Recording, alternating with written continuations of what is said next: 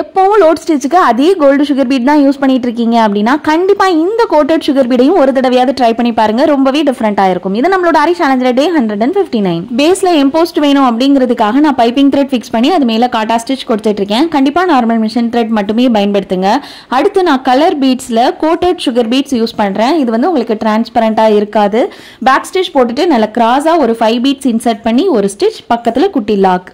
Again பிளைனா long and short stitch கொடுத்து நம்ம இன்னொரு கலரோ இல்ல சேம் கலர்லனாலும் கண்டினியூஸா கொடுத்துக்கலாம். அது உங்களோட கிரியேட்டிவிட்டியை பொறுத்தது. இந்த ஸ்டிச்சை எந்த மாதிரி டிசைனுக்கு எந்த மெட்டீரியலுக்கு யூஸ் பண்ணணும் அப்படிங்கறது சொல்றேன். அதுக்கு முன்னாடி நீங்க வீட்ல இருந்தே ஆரி எம்ப்ராய்டரி கத்துக்க விரும்புறீங்க அப்படின்னா கண்டிப்பா நம்மளோட கோர்ஸ்ல ஜாயின் பண்ணிக்கலாம். 3 மந்த் டியூரேஷன்ல வெறும் 999 ரூபாய்க்கு எங்கேயுமே கிடைக்காத ஆஃபர்ல சொல்லி கொடுத்துட்டு இருக்கோம். கண்டிப்பா தேவை அப்படின்னா ஸ்கிரீன்ல பாக்குற நம்பருக்கு வாட்ஸ்அப் பண்ணுங்க. பேசிக்ல இருந்து அட்வான்ஸ் வரைக்குமே கவர் பண்றோம். பிரைடல் பிளவுஸ்க்கு இந்த டிசைனை ட்ரை பண்ணாதீங்க. காட்டன் சாரி, ஃபேன்சி சாரி பிளவுஸ்ல ட்ரை பண்ணி பாருங்க. தேங்க்யூ.